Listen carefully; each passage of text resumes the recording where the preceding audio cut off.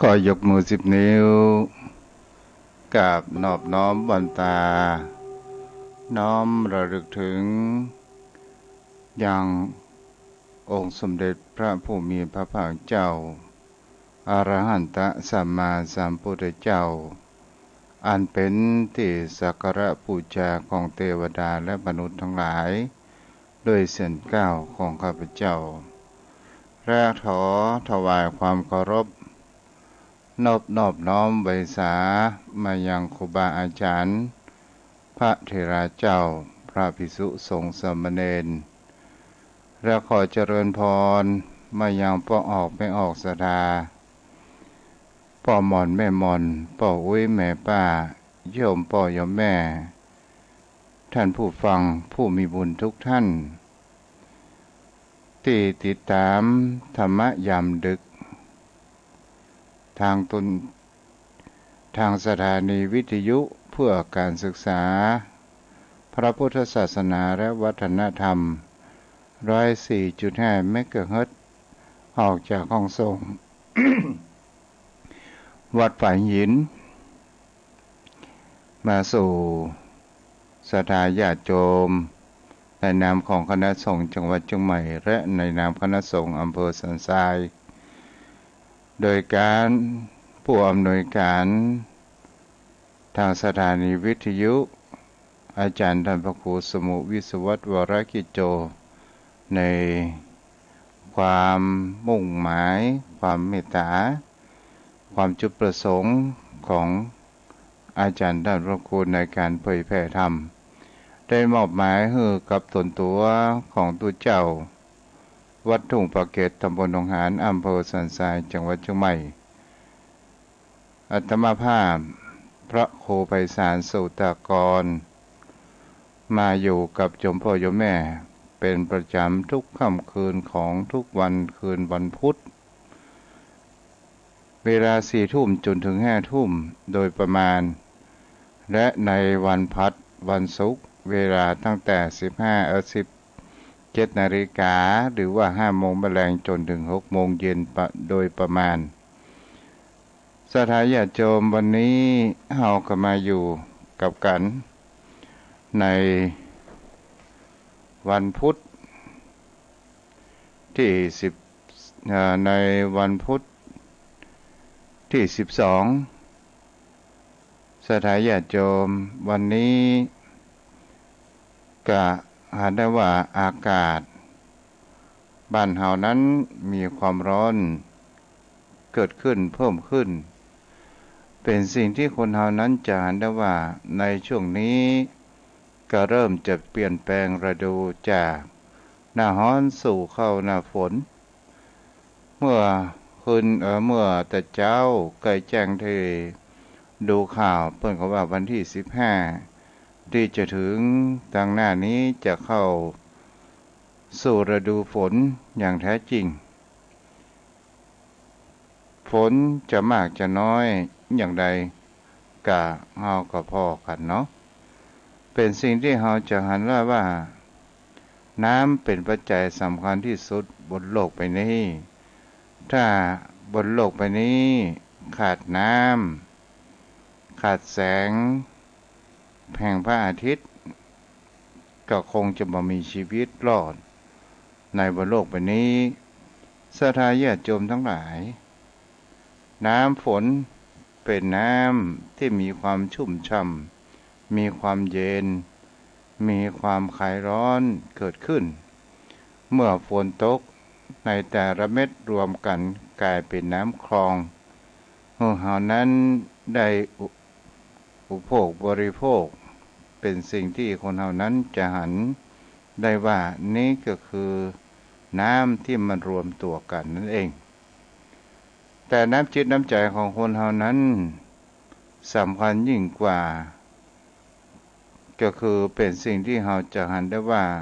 น้ำจิตน้ำใจสร้างแห่งความประทับใจเกิดขึ้นและความผูกพันกันเกิดขึ้นนั่นเองเอาละโยมพ่อโยมแม่วันนี้เราก็มาอู้จากันกับตะกี้ท่านอนาลโย ก็ได้อู้จ๋าเกี่ยวกับเรื่องโควิดอู้ถึงว่าโควิดมันก็เป็นสิ่งที่มันถ้าเฮาอู้ไปแล้วมันก็เป็นโรคที่มันเกิดมาก่อนเฮาโรคภัยไข้เจ็บมันมีสิ่งนี้อยู่แล้วอยู่บนโลกใบนี้แต่เฮามันยังบ่ปรากฏให้เฮาหันแต่ตอนนี้มันปรากฏให้เฮาหันและก็เป็นสิ่งที่สำคัญได้ว่าถ้าผู้คนเฮานั้นจะหาได้ว่าโรคระบาด100 ปีมันก็จะเกิดสักครั้งหนึ่งและก็จะเหมือนกับว่ามันก็จะมาทำลายร่างผู้คนบนโลกใบนี้มันจะมาในช่วงผู้คนห่างศีลธรรมกันเป็นกันส่วนใหญ่อะไรโยมพ่อโยมแม่เราจะหันกันได้ว่าช่วงนี้เปิ่นก็มีการฉีดวัคซีนเกี่ยวกับโควิดกับวัคซีนป้องกันโรคโคโรนากับโยมพ่อโยมแม่ก็ลองสังเกตและก็หันแห่งความเปลี่ยนแปลงของบนโลกใบนี้กันเนาะวันนี้ตัวเจ้ากลับไปบ้านไปงานไปหาแม่แล้วก็ได้ไปร่วมงานศพผู้สูงอายุหรือว่าที่เฮาคุ้นเคยได้เล่นเมื่อเป็นละอ่อนได้เล่นในกลางกวางของท่านก็มาถึงประมาณสัก2 ทุ่มก็วันนี้ก็เตรียมกำอู้กำจ๋ามามากสักเท่าใดก็ขอเอาไปกับโยมพ่อโยมแม่ตัวเนาะแต่เฮาก็อยู่กับกันในช่วงเวลานี้จะมีธรรมะอะไรหยังก็มาอู้มาจากัน สิ่งที่สำคัญที่สุดในชีวิตของคนเฮานั้นโยมพ่อโยมแม่เฮาจะหันได้ว่าอาวุธที่สำคัญในชีวิตของเฮาที่เฮานั้นจะหันกันได้ก็คือคำว่าอวัยวะที่สำคัญก็คือคำว่าอวัยวะทางปากของคนเฮานั่นเองโยมพ่อโยมแม่จะหันได้ว่าปากของคนเฮานั้นเป็นอาวุธที่สำคัญมากที่สุดและก็เป็นสิ่งที่เฮาจะหันได้ว่ากำอู้กำจาของคนเฮานั้นสร้างมิตรก็ได้สร้างศัตรูนั้นก็ได้แต่สิ่งที่คนเฮานั้นควรจะคิดพิจารณาอยู่กันว่าผู้คนส่วนใหญ่จะชอบในคำว่ากำอู้เพราะว่ากำอู้ปิยวาจากำอู้ที่มีหางเสียงมีมารยาทเฮามาฟังนิทานเรื่องนี้โยมพ่อโยมแม่กำอู้กำจาปิยวาจานั้นเป็นสิ่งที่สำคัญที่สุดเพราะว่าคนเฮานั้น จะหันได้ว่าการใช้คำอู้คำจาของคนเฮานั้นเป็นสิ่งที่สำคัญมากวันนี้จะอู้ในเรื่องกับคำว่าคนบ้ายอคนบ้ายอเป็นสิ่งที่เฮาก็จะหันกันได้ว่าเป็นบุคคลที่เป็นส่วนใหญ่เฮาจะหันได้ว่า ถึงว่าคำว่ายอนั้นมันบ่เป็นความจริงแต่มันก็ทำให้จิตใจของคนเฮานั้นมันมีความชุ่มฉ่ำเกิดขึ้นจนพ่อโยมแม่เฮาก็จะหานกันได้ว่าคนพะยออะหยังกับมีผู้คนเปิ่นทำอะหยังทำอาหารกันกินถึงว่าอร่อยเฮาว่าอร่อยโอกาสหน้าเฮาก็จะได้กินกับเขาเหมือนเช่นเดียวกันแล้วทำการทำงานของผู้คนที่เป็นคนที่เปิดห้องว่าคนที่เฮาอู้จ๋าแล้วยกย่องแล้วก็จะทำให้ผู้คนเหล่านั้นมีความสบายใจและก็มีกำลังใจที่จะทำการทำงานเกิดขึ้นเมื่อเรื่องคนบ้ายอในที่นี้ก็คือเกี่ยวกับเรื่องมี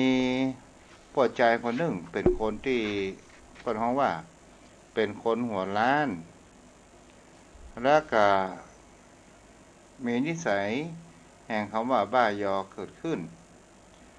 โยมพ่อโยมแม่คนที่มีศีรษะหัวล้านคนเฮานั้นก็ฮู้กันอยู่แล้วเป็นสิ่งที่คนเฮานั้นบางครั้งบางคราวก็เป็นซ้อยไปอาจจะไปกระทบไผก็ขออภัยเด้อมันเป็นเรื่องเล่าเรื่องนิทานและก็คนหัวล้านคนนี้ มีงัวอยู่กู้หนึ่งทั้งตัวผู้ตัวแม่และก็มีลูกสาวที่งามน่าฮักและก็มีบ่าวนั้นผู้คนในชุมชนในหมู่บ้านนั้นมาแอวหา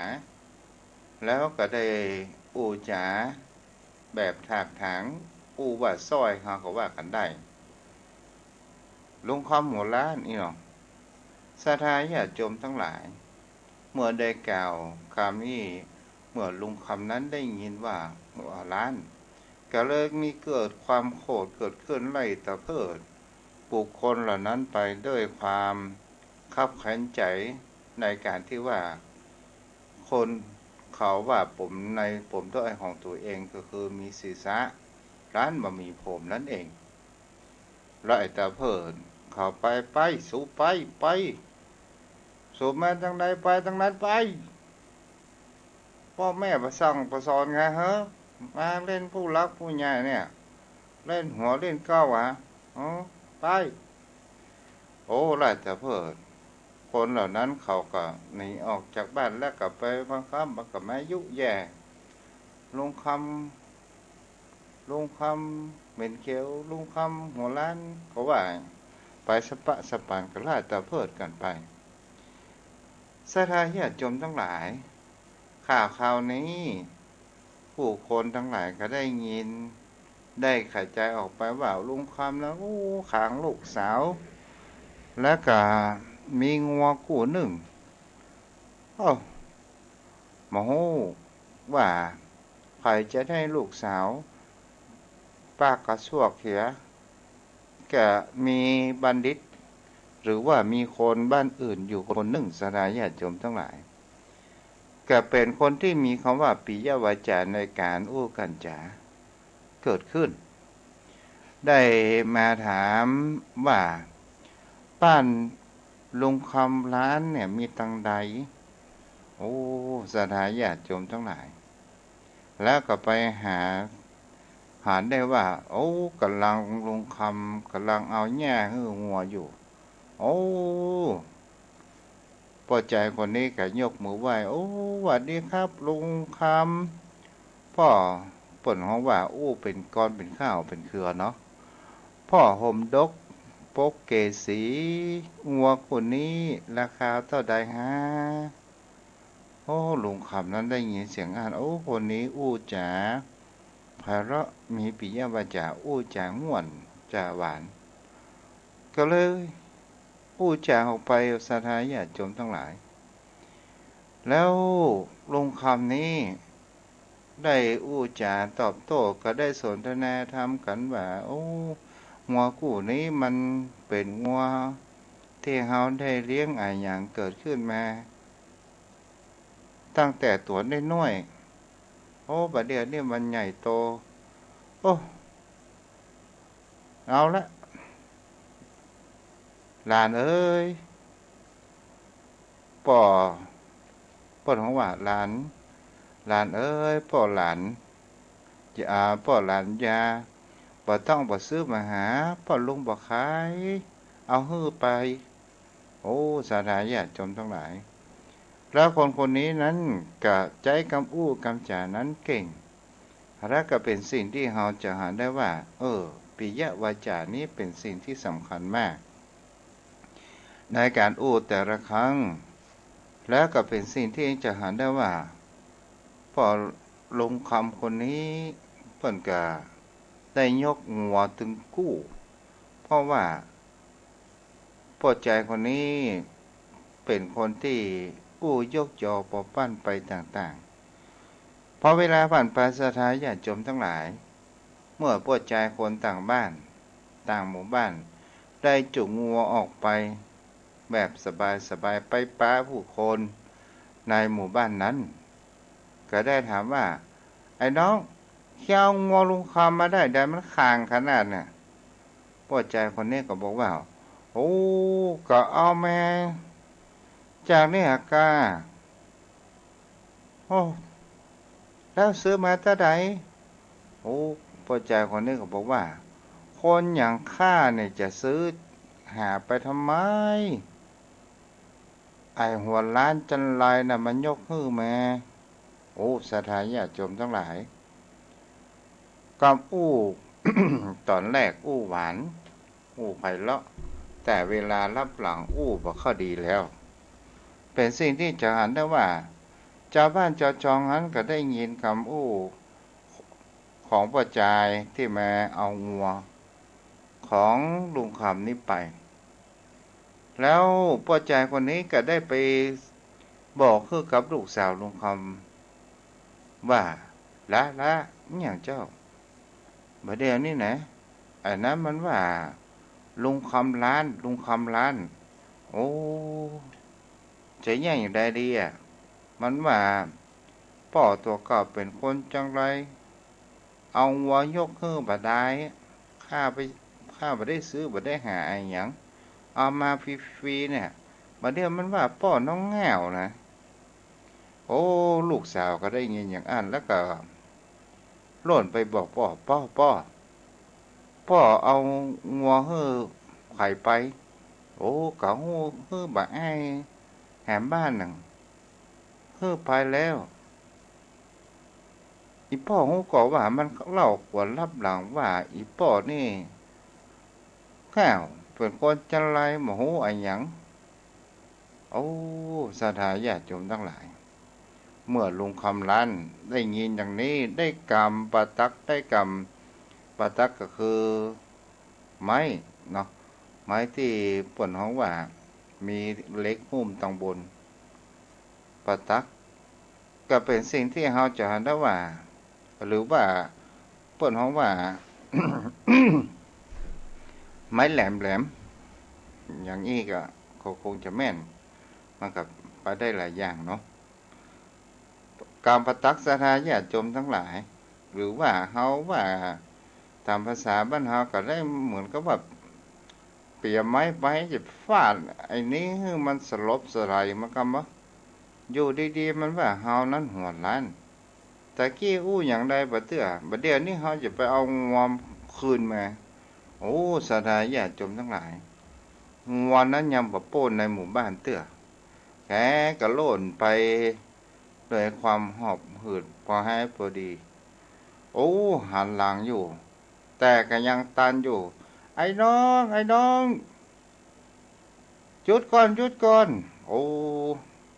มาอ้ายคนนั้นหันมาโอ้พ่อลุงใจดีวิ่งมาทำไมหนทางก็ไกลดูนิดเหนื่อยแหนโอ้จากลุงคำโคตรสถาญาติโยมทั้งหลายครับกลายเป็นอ้อนจิตอ้อนใจเมื่อ ได้ยินเสียงว่าอ้ายนี้มันอู้เหมือนถูกมนต์สะกดเกิดขึ้นป้อลุงคนนี้กับป้อคำก็ได้อู้ว่าหลานเอ้ยป้อหลานรักเจ้าลืมปัดตักพ่อเลยเอามาฮื้อโอ้ตอนสุดท้ายสถานญาติโยมทั้งหลายก็ยังได้แถมปัดตักเอาปัดตักหรือว่าสิ่งของนั้นมาอ้ายนั้นไปสถานญาติโยมทั้งหลายปัดตักก็คืออย่างกับที่เป็นแหลมๆมันเนาะที่มันเป็นโลหะต่างปลายโอ้สถานญาติโยมทั้งหลายมาอ้ายนี่ได้ปัดตักไปแหมได้งัวคู่หนึ่งไปแหมแล้วก็เป็นสิ่งที่จะหันได้ว่าปิกมาบ้านลูกสาวหันอีพ่อนี่เหงาละอีพ่อไปเอางัวคืนเหมือนแจ้กะแล้วบ่ได้งัวกับบ่ได้ปะตักอีพ่อก็หายไปไหนยังมาหันโอ้บ่อ้ายนั่นไปละอีพ่อลืมเว้ยมันอู้เมาแต่มันอู้หวานอู้ห้วนอีพ่อก็เลยแถมไปแหมเอาล่ะอีพ่อบ่อ้ายนั่นไปโหก็ว่ามันเล่าอีพ่อว่าเป็นคนเหงาคนใบคนจันไรคนบ่มีเหตุผลไปใจแง่อย่างใดดีละอันอีพ่อไปตัวเฮาไปตัวเอางัวกับปะตักคืนที่บ้านมาอ้ายนี่เฮาก็ไปสอบถามเพิ่นมันอยู่บ่ไกลหมู่บ้านเฮาเนาะโอ้สถานญาติโยมทั้งหลายพอใจคนที่อู้จาไพเราะนั้นก็ได้เอางัวกู้นั้นไปผูกไว้ปืนกับล่างไว้ปืนกับล่างเหมือนกับสมัยแต่ก่อนเนาะแล้วก็อาบน้ำอาบท่าพักหายเหนื่อยแล้วก็กินข้าวสองพ่อลูกนี้ก็ได้ไปสอบถามคนตามในหมู่บ้านก็รู้ว่าบ้านนี่มันอยู่ที่ไหนโอ้สถานญาติโยมทั้งหลายปะพ่อต่อไปอีพ่อจะไปเคิมกำอู้ของเขานะถ้าเคิมเนี่ยเดี๋ยวเฮาจะบอกให้พ่อโอ้สถานญาติโยมทั้งหลายเมื่อไปถึงขั้นใดบ้านนั้นแล้วโอ้ปัจจัยคนนี้ก็ได้อู้จาว่าพ่อห่มดกปกข้าวพ่อจุงมือลูกสาวพ่อจะไปไหนโอ้พ่อคำร้านนี้ก็ได้ยินเสียงเหมือนกับถูกมนต์สะกดเกิดขึ้นก็เลยเอ่ยว่าลูกเอ๋ยพ่อลูกแก้วพ่อหรือแก่แล้วบ่ได้เรื่องราวบ่ได้เรื่องบ่ได้ราวเลยปาลูกสาวมาฮื้อบ่น้อยโอ้สถานญาติโยมทั้งหลายเอาไปเอามาพ่อใจคนนี้ได้ตึงงัวได้ตึงปะตักได้ตึงลูกสาวของพ่อคำล้านนี่เราจะหันได้ว่ากำอู้คำจ๋าบางครั้งบางคราวนี่ถ้าเราพิจารณาปตันก็จะทำให้เรานั้นมีความเคลิบเคลิ้มเกิดขึ้นมันมีอาชีพหลายอย่างสถานญาติโยมทั้งหลายที่มีความเคลิบเคลิ้มอย่างเช่นนักประกันนี่ก็มีความในการอู้กันจาสองนักขายที่เราจะหาได้ว่าขายครัวตามบ้านตามจองตื้อโน้มน้าวจิตใจของเราอยู่มากมายจนเราเคลิ้มเขาว่ามาเอาลองพอก่อนครับเดี๋ยวขอของผมสาธิตสัก5 นาทีแล้วสาธารญาติโยมทั้งหลายสาธิตกับสาธิตมันหัวใจ5 นาทีละกันเดี๋ยวเขาก็อู้ไปโน้มน้าวจิตใจแล้วตอนสุดท้ายเขานั้นเอาก็เอาและก็เป็นสิ่งที่คนเฮานั้นก็จะหานกันได้สุดท้ายก็เป็นหนี้เป็นสินเพิ่นนี่แหละโยมพ่อโยมแม่ มันก็มีหลายอย่างหลายประการด้วยกันปิยวาจากรรมอู้อ่อนหวานถ้าเฮาอู้หวานมากเกินไปหวานเหลือน้ำเชื่อมเหลือน้ำผึ้งอย่างนี้นะก็มันก็หวานเกินไปอย่างนี้มันก็บ่ค่อยดีแต่ถ้าเฮาอู้ตามบ้านเฮาก็อู้ความมีอ่อนน้อมถ่อมตนอู้ฮื้อถูกกระเทศะมันก็มีความเสน่ห์กันเกิดขึ้นนี่โยมพ่อโยมแม่ก็เป็นสิ่งที่คนเฮานั้นจะหันกันได้ว่าบางครั้งบางคราวมีมิจฉาชีพช่วงนี้ก็ระมัดระวังตัวเพราะว่าช่วงนี้เข้าอยากหมากแพงคนไม่ได้ทำการทำงานอะไรอย่างกันนักบางครั้งบางคราวเกิดมีมิจฉาชีพมาหลอกลวงคนเฒ่าคนแก่โยมพ่อโยมแม่ก็ระมัดระวังตัวเปิ่นจู้อ้างหั่นอ้างนี่แล้วเขาเกิดความโลภก็จะทำมือเขานั้นตกเป็นทาสของเขาและตอนสุดท้ายเขาก็มีความนักอกนักใจอย่างเช่นคนมาหันว่าเอาสร้อยคอทองคำโอ้ทองคำสร้อยคอผมนัก5 บาทนะประเดี๋ยวเนี่ยผมขายมาได้ผมเป็นคนต่างดาวเหียเอ๊จะเนี่ยอย่างใดดีเอ้าผมขายราคาถูกกันแล้วกันไปแม่เอาไว้ก่อนผมจะปิกบ้านจิ๊กจองละบ่เดี๋ยวนี้ผมมาอยู่นี่ผมก็ไม่ได้ทำการทำงานก็โควิดโควาเนี่ยผมขอขายเป็นก้าลดก้าน้ำมาลดถ้าได้หลายน้อย3 ปันนะแม่โอ้ทองถึง5 บาท3 ปันมันเป็นเจ้าราคาเหมาะสมก็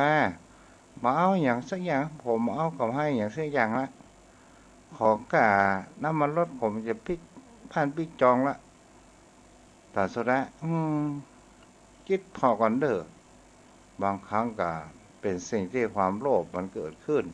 โอ้ทองนักถึง5 บาทโอ้ตอนสุดท้ายสถานญาติโยมทั้งหลายเอาก็เอาช่วยหน่อยเนาะเอาไปเอามาสุดท้ายเป็นทองเก๋ไปมันเสียความรู้สึกเหมือนกันสถานญาติโยมทั้งหลาย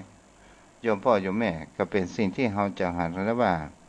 การระมัดระวังมิจฉาชีพมีต่างๆตลอดจนถึงเปิดห้องว่าที่เป็นเว็บไซต์หล่อธนาคารที่มีลายธนาคารอะไรอย่างก็ตามที่มันเป็นลายปลอมก็มีฉะนั้นโยมพ่อโยมแม่ก็ระมัดระวังกันตัวเด้อใครมาหวานล้อมหวานหูหวานขนาดเราเฮาถูกมนต์สะกดไปก็จะทำให้เฮานั้นเสียทรัพย์เสียความรู้สึกหมองวันอกวันใจไปเนาะเอาล่ะโยมพ่อโยมแม่วันนี้ ก็ขออภัยไว้ตัวเด้อวันนี้บัดได้เตรียมหัวข้อธรรมมาเป็นแตะเป็นว่าแต่ถึงเกี่ยวกับว่าปิยวาจาคนเฮานั้นกำกำจาเป็นสิ่งที่สำคัญเป็นอาวุธที่สำคัญมากแต่ถ้าว่าเฮาบดีกระทบกระทั่งเสียดสีคนอื่นยังมีสติพัฒนอมน้ำใจคนอื่นมันก็จะเป็นคำว่า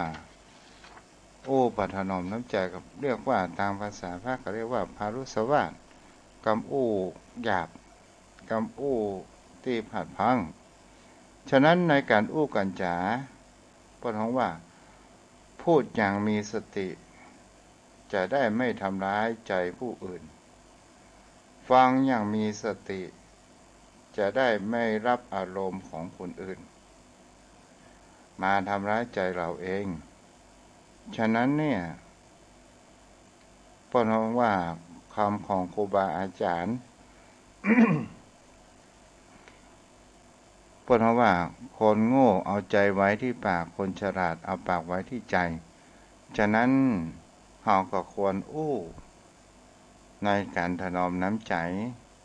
อู้มีมีปิยวาจาเกิดขึ้นก็จะทำให้คำอู้คำจาของเรานั้นไพเราะแต่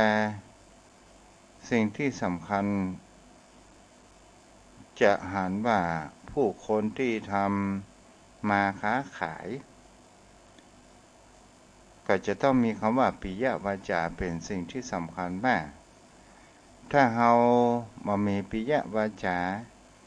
และเรามีแต่กรรมอู้ภาษากระโชกโหกห้าแถมปอหน้าบูดหน้าบึ้งแหมสุดท้ายเราก็บอกเข้าไปอยากจะไปซื้อในร้านนั้นเพราะว่าแม่ค้าบอกค้าอู้จะหมองม่วนอย่างนี้เป็นต้นแต่ถ้าว่าพ่อค้าแม่ค้ามีปิยวาจาอู้จะไพเราะเอาอย่างเจ้าโอ้อันนั้นพอโอ้มามีโอ้เอาอันนี้แตนได้ก่อเจ้าอย่างเขาเพิ่นบอกว่าคนจีนขายครัวถ้าขายเข้าร้านเนี่ยมันต้องได้อย่างใดอย่างหนึ่งออกจากร้านถึงว่าสิ่งนั้นมันบ่มีมันก็จะมีสิ่งอื่นมาแทนอย่างนี้เป็นต้นมันต้องใจปิยวาจาแต่คนเฮานั้นพุทธองค์บอกว่ากรรมอู้คำจาของคนเฮานั้นเป็นอาวุธที่สำคัญมากเปิ้นฮ้องว่าเป็นอาวุธถ้าเฮาอู้จาบ่ฟาดฟันอู้ถากถางด้วยความคับแค้นตลอดจนถึงอู้เหยียดหยามคนอื่นก็สามารถทำร้ายคนอื่นนั้นได้มากกว่าอาวุธใดๆทั้งสิ้นเอาละโยมพ่อโยมแม่วันนี้ก็เด็กพอสมควรเนาะเอามาสนทนาธรรมกันดีกว่าทางแม่อ๋อยกับไว้สารับฟังอยู่เนาะเอาละโยมพ่อโยมแม่วันพุธไม่แรงก็มาอยู่กันตามปกติวันนี้บ่ค่อยตาเนาะเอาละโยมพ่อโยมแม่โทรเข้ามาได้เด้อ0631639950ผู้จะได้เด้อ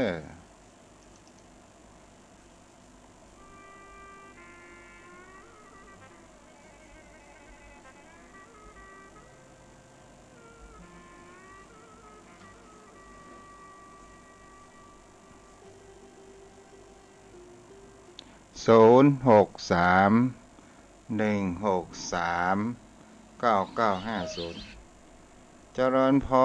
รไหว้จากเจ้าฟังอยู่เจ้าโอ้วันนี้ฟังเนาะจ้ะเจ้าปิยวาจาต้องพูดหวานออกแม่นจ้ะเพิ่นไว้หาเขาไว้นี่บ่โทบ่ม่วนเฮาก็บ่ค่อยอันนี้ล่ะใครฟังเนาะแม่นน่ะจ้ะวันนี้บ่รับเนาะแม่เนาะเจ้า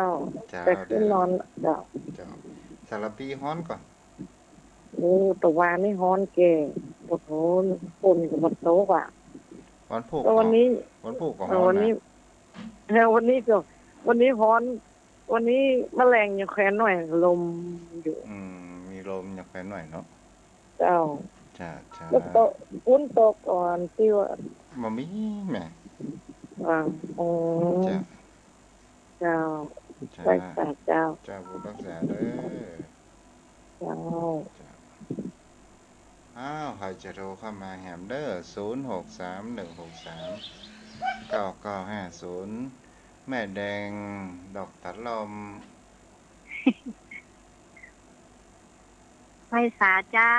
ท่านพระครูเจ้าเจริญพรฟังอยู่เน้อเจ้าตู้เรื่องอย่างฮะตู้เรื่องลุงเปิ้นจะด่าวกล้าลุงคอมหัวล้านสูบมาแล้วดอกท่าประกันโอภัยอ่ะเดี๋ยวปิดวิทยุก่อน บ่กล้องบ่กล้องแม่บ่กล้องเป็นไงฮะบ่กล้องบ่กนึกล้องว่ามันกล้องไงว่าอ๋อปิดไปละจะปิดก็ดีปิดก็ดีเจ้าจ้าฟังอยู่เนอะ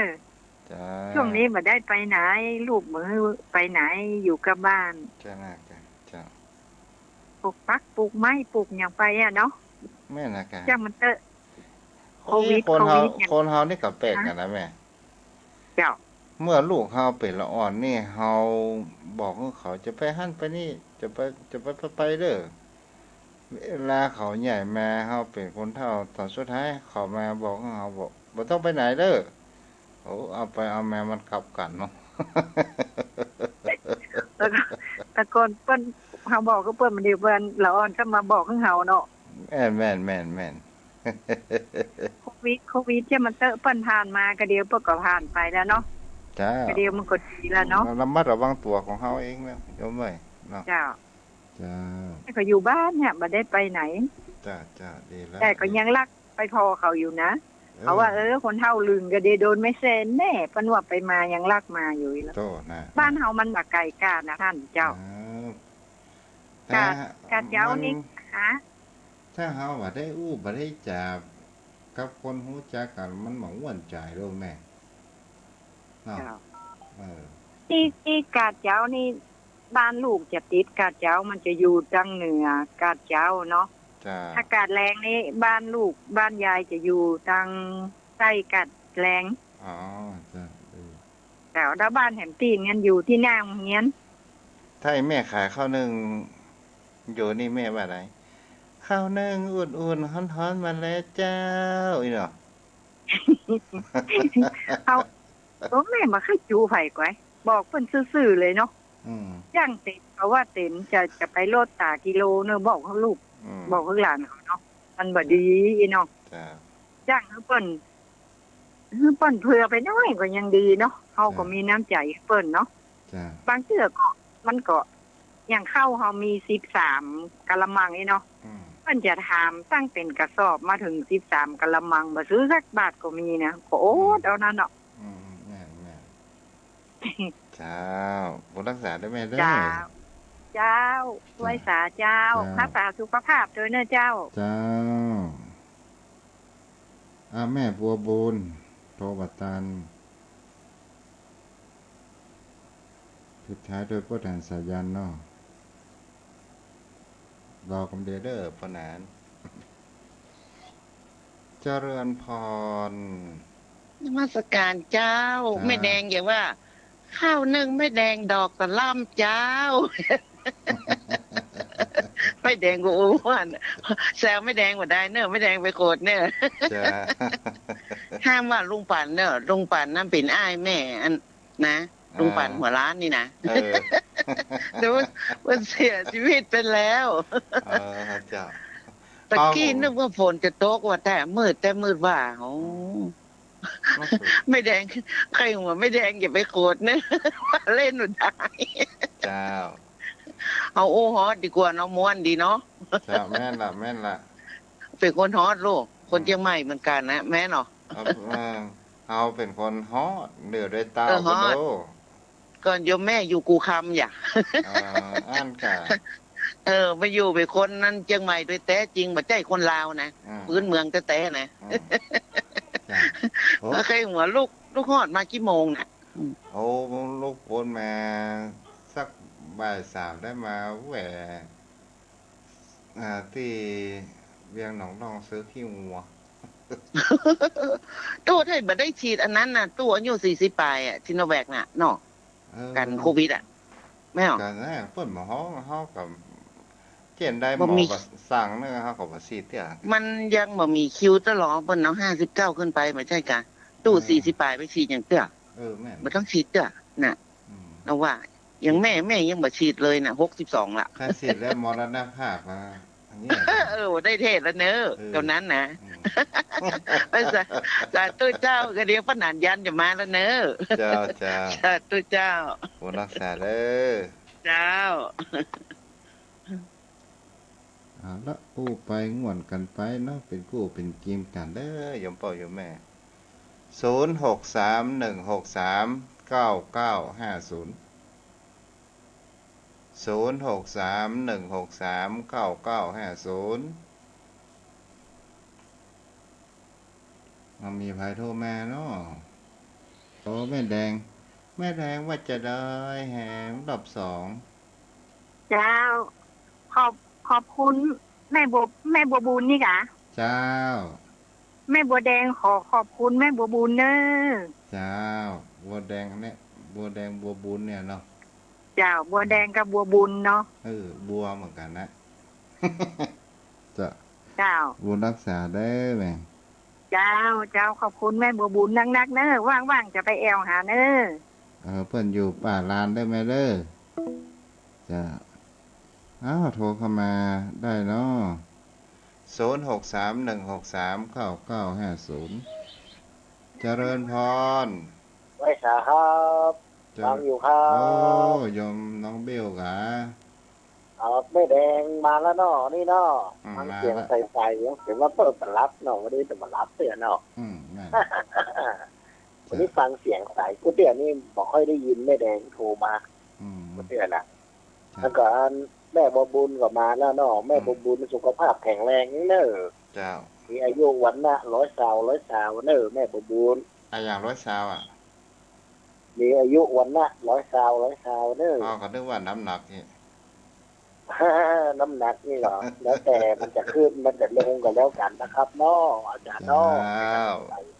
เพื่ออาจารย์มีสุขภาพแข็งแรงนะครับบุญรักษาได้อาจารย์ครับจ้าโทรเข้ามาได้ประมาณ4:50เนาะจะสนทนาธรรมกับป้าหนาตอนนี้ใครจะโทรมาก็โทรมาเด้อเจริญพรราชการเจ้าแม่อยู่ไหนแม่อยู่บ้านที่ปูนเจ้าอยู่บ้านที่ลำปูนเนาะจ้าแม่รีวิวเด้อเจ้า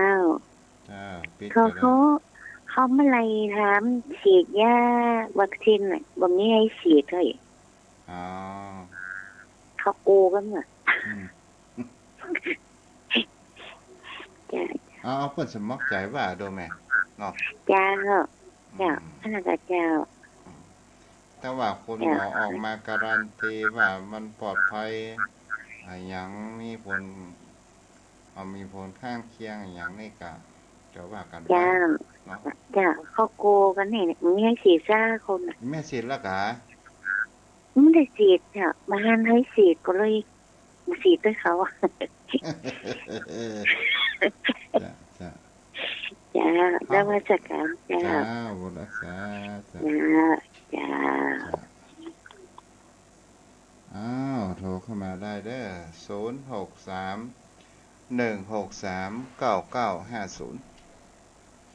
0631639950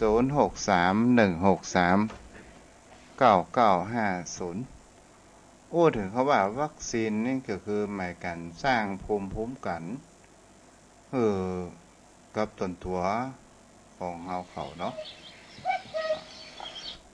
ถ้ามามีภัยจะสนทนาธรรมกับป้อนานสายันแล้วเด้อเจริญพรครับขอแต่ไตรไวสาบารมีธรรมท่านเจ้าครับจะเหมาเอาดีกันหาเวลาสุดซอยนะครับได้กะเอาแบบเปลี่ยนสนทนาธรรมกันเนาะครับผมวานได้ฟังทำยำเด็กก็มันอกมันใจท่านพระคุณเจ้าคำคำจ่าเพิ่นม่วนก็มันก็ฟังม่วนเนี่ยอย่างอยากจะทำผู้คนผมฟังมานะเทียบผมก็เพิ่นกับคำเพิ่นน่ะมันได้โทรสักกำแต่ละท่านแต่ละคนม่วนโมดอะค่ะเหมือนนึงจะได้เคยได้หันหน้าหันตาเพิ่นน่ะน้องเบลแม่แดงแม่ใบบุญเนี่ยเนาะก็จริงก็รุ่นปีไปเหมือนนักทนายครับแฟนเก่าผมคนเข้ายังอายุ62มันจะอยู่ด้วยกันบ่เมินไก่กันแล้วก็มันไปยากไม่ยากครับก็เลยเลิกลากันไปก็มาได้แม่ละอ่อนใหม่นี่คือเรื่องโควิดที่โรคภัยประเดี๋ยวนะท่านเจ้า เพิ่นก็ไปฉีดเพิ่นรณรงค์ผมเคยได้ฉีดอยู่เพราะว่าอสมเพิ่นคือฉีดกู้คนหมอว่าโอ้ฉีดกู้คนเนอะมันได้เป็นตัวอย่างเพิ่นแล้วก็เป็นแนวหน้าตัวเองก็ว่าโอ้ได้กับมัวเหนื่อยเนาะมันถ้าเฮาแข็งแรงพักผ่อนเต็มที่ตะกี้ไปแวะที่เปลี่ยนของรองที่ก่อนที่ไปเอาขี้วัวแล้วก็มีละอ่อนนั้นบรรยากาศโรงพยาบาลนะครับแต่มันเป็นละอ่อนดุมอ๋อก็เป็นหมอกายภาพแล้วแกฉีดครบ2เข็มแล้วก็ตัวเจ้าก็ถามว่า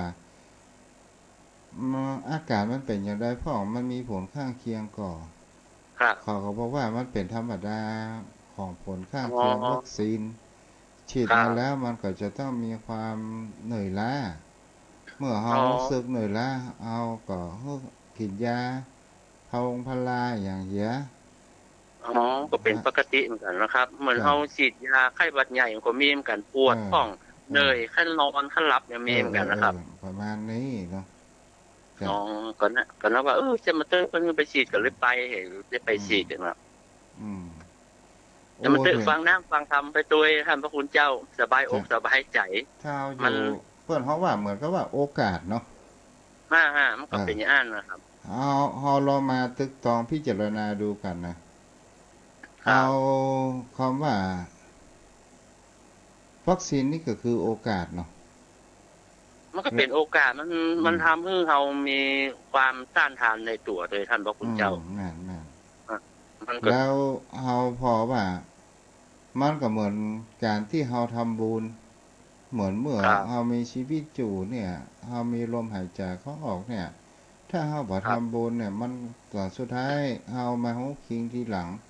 ตายไปแล้วโอ้บุญกูก็บ่ได้ทำอย่างก็บ่ได้ทำพุ่นตกนรกไปพุ่นมันขาดโอกาสไปก่อนเนาะท่านเจ้าเทศนาวันก่อนนะแต่ผมได้ฟังนะที่ท่านพระคุณเจ้าว่าคนเฮาเกิดมาแล้วมีโอกาสทำบุญแต่บ่เชื่อเรื่องบุญแต่ทูตผีเทวดาบ่มีโอกาสเชื่อในบุญแต่บ่มีโอกาสได้ทำมันก็แต่นะท่านเจ้าเนอะสรุปง่ายๆคนเฮาฮู้ว่าบุญมันมีจริงแบบมีจริงแต่เฮาบ่ทำแต่เฮาไปเชื่อเรื่องพูดผีปีศาจเพิ่นว่าโอ้นั่นนะพอแล้วไปพอเที่ยวพูดผีปีศาจไปหาหอปอสบ้านนั้นปันสนีแล้วเขาจอมพวกเขาว่าเฮ้อหวยบ่รู้ที่หัวได้แต่บ่เชื่อในตัวเก่าบ่เชื่อในบุญกุศลที่ทำนะท่านพระคุณเจ้าเนาะถูกต้องเสียโอกาสเวลาอย่างผมนี่ผมก็คือว่าเฮาทำบุญทำอย่างไปตามกำลังถ้ามันหมดชีวิตไปเฮาก็บ่กินแรงละเพราะว่าเฮาก็ได้ทำไว้จะเป็นบุญเป็นกุศลกับเฮาเท่าที่เฮาทำได้นะครับจ้ะเพราะว่าการป้อหนานเฮามามันจะหมดเวลาว่าได้ครับเฮาสนทนาหัวข้อธรรมอื่นดีกว่าอย่างเขาว่ามื้อจันทร์วันดีเนี่ยใครเป็นผู้บัญญัติมันเป็นของใครท่านพระคุณเจ้าอันนี้นะมันก็มีหลายสาเหตุมีหลายสาขาเนี่ยเท่าที่ผมได้เคยถามกับผู้มีความรู้ครูบาอาจารย์นี่นะครับมันก็มันปัจจัยเป็นพุทธโดยตรงแต่มันก็อิงของพราหมณ์และแห่งภาคการหนึ่งอย่างเพิ่นบอกว่าเกียง59เศรษฐีกับจานนี่60เสียงการมันเดียวเนี่ยครูบาอาจารย์บางท่านเพิ่นบอกว่าตะก่อนนี้เฮาตกเป็นเมืองขึ้นของม่านเฮาจะต้องส่งครับเฮาจะต้องส่งสวยให้เปิ้นประจำเดือนเดือนนี้ตรงกับเกียงเดือนเกียงจะต้องส่งสวยวันติดวันจันทร์เดือนเกียงเดือน5เดือน9จะต้องไปส่งสวยบรรณาการให้เปิ้นวันติดวันจันทร์มันจะค่อยรอบเปิ้นเนี่ยผมก็มาฟังดูเพราะว่ามันบ่มีที่มาที่ไปว่ามันเสียนั้นว่าเหตุอะไรอย่างถึงว่าเดือนเกียง59ที่เศรษฐีกับจันทร์แล้วก็ท่านผู้รู้ก็บอกไปส่งบรรณาการส่งสวยฮือกับพม่าเฮาเป็นเมืองขึ้นเปิ้นประจำเดือนไปกำหนดเฮาส่งอี ห้ามทำบุญห้ามทำมงคลอย่างถือว่าเป็นวันเสียนี่ก็คือไปเสียภาษีให้เปิ้นอู้จะครับเป็นวันหยุดเนาะครับเป็นวันหยุดคือวันหยุดจะต้องไปเสียค่าภาษีให้เปิ้นคำว่าเสียในที่นี้เปิ้นก็คือความหมายอย่างแล้วเขาก็ตกเมื่อขึ้นของเปิ้นมาเมื่อไป200 กว่าปีมันก็ถือมามันก็ยึดนั่นมาถึงปัจจุบันนี้อันนี้มันก็อาจจะเป็นเหตุผลหนึ่งเนี่ยครับจะถูกต้องเนาะแห่งเพศผลก็เป็นของพราหมณ์เนาะครับเป็นของพราหมณ์ครับไม่ใช่ของพุทธโดยตรงแต่อย่างพระพุทธเจ้าเนี่ยเพิ่นถืออันนี้สุนัขตังสุมังคลังก็ถือเลิกมงคลที่มีความพร้อมก็ได้เลยครับเพิ่นถือเอาความจริงที่มีเหตุผลเอาถึงความพร้อมเป็นหลักนะครับอันนี้เพิ่นได้พูดโดยตรงแต่ว่าพราหมณ์มันมาก่อนมันเกิดก่อนพูดมันก็เลยผสมผสานกันเนาะท่านพระคุณเจ้าเนาะเจ้าแม่นมันผสมเอาก็เลยครับอย่างเรื่องผีเนี่ยมันบรรพบุรุษเฮาพ่อแม่เฮาถือมาก่อนเรื่องผีเรื่องสางเนี่ยมันก็เลยถือกันมาเช่นลูกเช่นหลานมันเลยติดตามกันมาอย่างมันผสมผสานกลมกลืนกันมาโดยสายเลือดอยู่แล้วครับมันก็บางทีมันก็แยกบ่ออกครับคำว่าผีในที่นี้เนี่ยมันหมายถึงก็ว่าที่พึ่งก็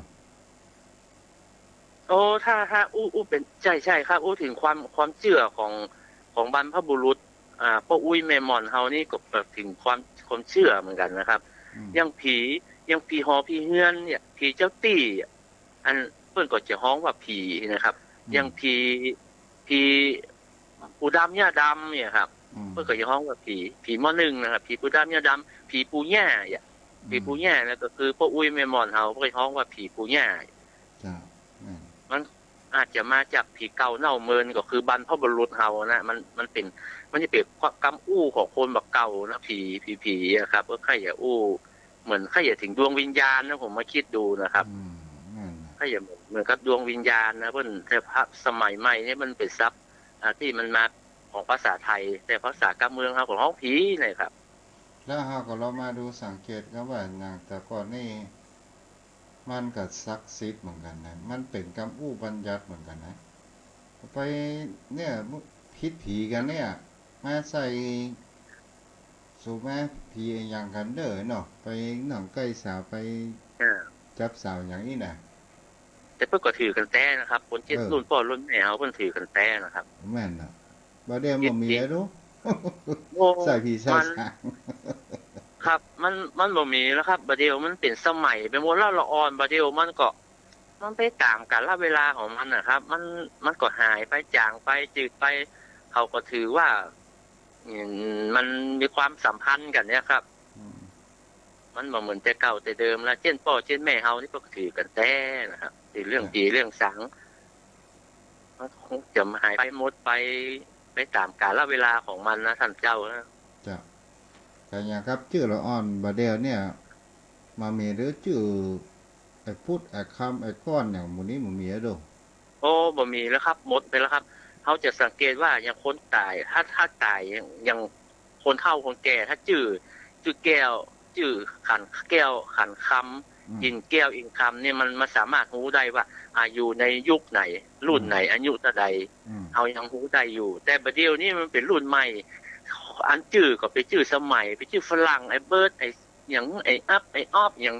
มันเป็นภาษาใหม่ไปหมดครับโอ้ยเบิร์ดอีเนาะมันถ้ามันก็จะฮ้องท่านพระคุณเจ้าตะก้อนนี้ผมฮ้องมันยายตาที่ผมบ่เคยได้ฮ้องนะผมจะฮ้องอุ้ยม่อนผมก็ฮ้องม่อนนะอุ้ยพ่ออุ้ยแม่อุ้ยผมก็ฮ้องอุ้ยนะอุ้ยพ่อไฟแม่เฮ็ดบ่ได้เนาะแม่นก็ฮ้องอุ้ยนะพ่อไฟพ่อก็ฮ้องอุ้ยแล้วก็ม่อนก็คือฮ้องม่อนบัดเดียวนี่มันเป็นตายายตะก้อนที่ถ้าใครฮ้องปูนี่ละอองปาดเจ็บนะอย่างอุ้ยคำผมก็ฮ้องอุ้ยคำเนี่ยถ้ามาบัดเดียวนี่ปูคำเนี่ยที่ผมจะสะดุ้งว่าไอ้น้อยเนี่ยมาฮ้องอุ้ยไปปูคำถ้าเป็นรุ่นแต่ก่อนนี่ก็ถือละอ่อนปากสวกนะฮ้องเนี่ยมาโอ้เป็นตะกอนนี่เป็นคำที่บสุภาพฮ้องเนี่ยมาเนี่ยแก้วปูคำอันนี้เป็นคำบสุภาพนี่ต้องฮ้องอุ้ยแก้วอุ้ยมาอุ้ยคำละอ่อนไม่ได้ขอฮ้องปูมา เขาก็เที่ยวสะดุ้งโอ้ไอ้น้อยหมอห้องอุ้ยปิดปูมาโอ้เป็นว่าเขาห้องสมัยแห่หมอไอ้เนาะก็บ่เดี๋ยวนี้เฮาก็ลองสังเกตอ่ะการเมืองเฮาบ่เข้าอู้กันนั่นโดบ่เคยอู้ถ้าไผอู้ก็เป็นคนล่าสมัยไม่ใช่ที่จริงการเมืองเฮาน่ะฟังม่วนท่านเจ้าเอ้ยภาษาเมืองเฮานี่นะท่านพระคุณเจ้ามันมีความศักดิ์สิทธิ์ในตัวเมืองเปิ้นจานเปิ้นอักขระเปิ้นจานด้วยตัวเมืองคนเฮายังบ่ย่ำบ่ข้ามนะท่านพระคุณเจ้าตัวเมืองนะ